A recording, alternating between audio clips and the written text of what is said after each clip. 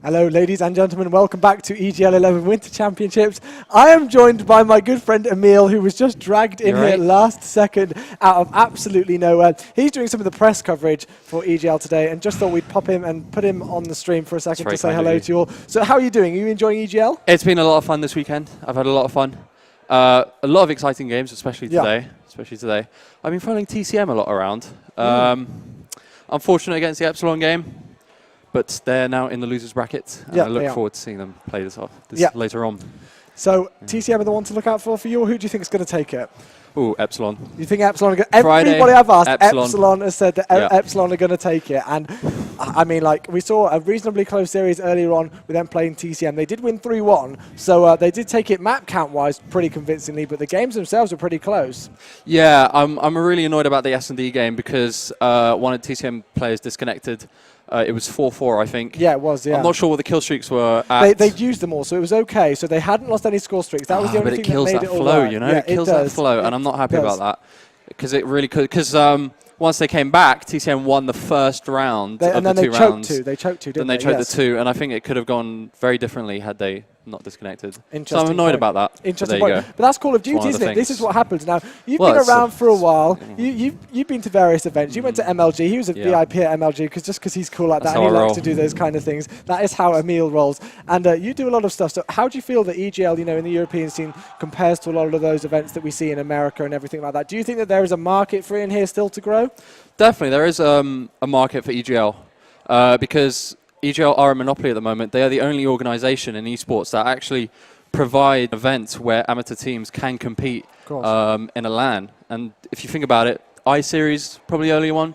I-Series is okay, but it doesn't get the numbers as much as exactly. EGL is very consistent as well, and they're really well known in the amateur UK Call of Duty community.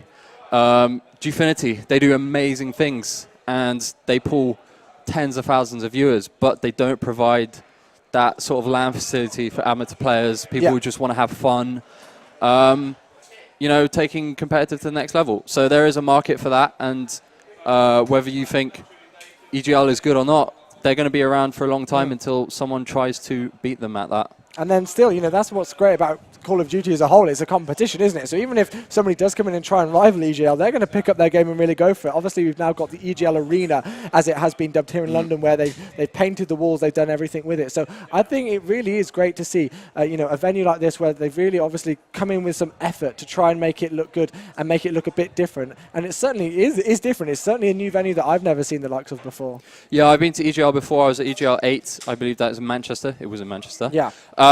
And they've really brushed up. They make things much cleaner. The production is much more on point, and you know, they've definitely learned a lesson or two in the last few years. I think EGL is really important in the scene because you know, Gfinity is great, but we need fresh blood coming through. Yeah, of course. Gfinity is not a place where up-and-coming players can really prove themselves, and eventually those top teams will die out, and they do need to be replaced. And where do you find them? You find them in the amateur teams. Yeah, exactly. Where do the amateur teams compete? EGL. Simple as that. So anyway, we're now at the end of the Black Ops 2 season. We are going to be moving into Ghost. I think it's 9 or 8 days or so, not long at all. I think it's not this Tuesday coming up, but the Tuesday afterwards at 12 AM that it is coming out, so not long at all. Are you excited to get that game? Because I think everybody's pumped. I'm really excited. I played at Eurogamer in London, and I found it very, very fun. Awesome. I'm not sure about the whole competitive thing.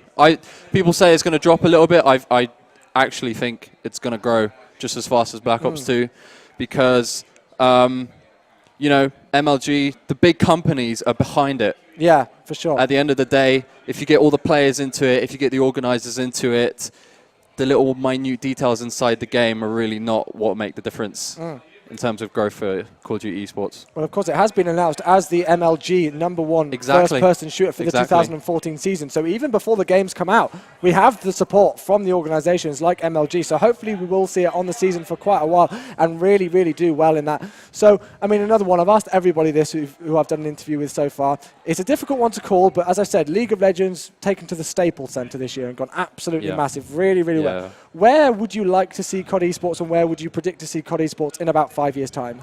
Well, in 5 years' time, you know, we're going to see many more teams being dependent on winnings and streams. Yeah. They're going to be full-time players.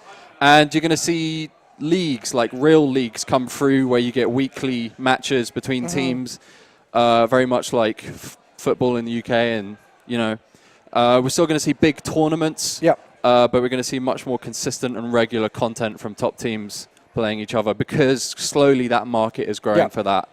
So that's where I see it.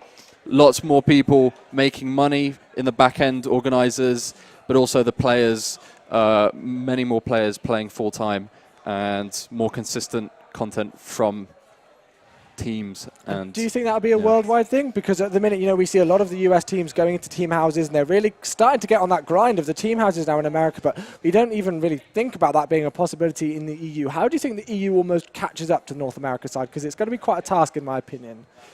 They're always a few years back, the UK. That's no question. But skill-wise, I still think we're still up there. Yes, for sure. You know, the Americans do have the advantage with big houses, and that shows at events like Gfinity where they just grab that edge and win it. You know, slowly and surely, we get the sponsors behind it. We get money into it. You'll see UK teams in houses eventually, definitely in 5 years' time. Awesome. So anyway, you're a very busy man in the scene behind the things. So I know both of us have got lots of things in the works behind the scenes, hopefully in the future, which we will be announcing soon, surely. Me and Emil are a good working duo. So where can we find you in the meantime? Where are you going to be posting all of your stuff? My Twitter is E_snow_E. Very nice. And I run a blog at the moment called snowgaming.com, where I write things about Call of Duty. And you always take a bit of an alternative look to it, don't you? You don't go for the general opinion on it. So, so make sure you go and check that out. He definitely likes to give his own opinion on it, but it's definitely something to make sure you go and watch. So please go and check out his stuff. And we're going to be switching over to EGL Central, which is Brycey, joined by Jake. So over to you guys.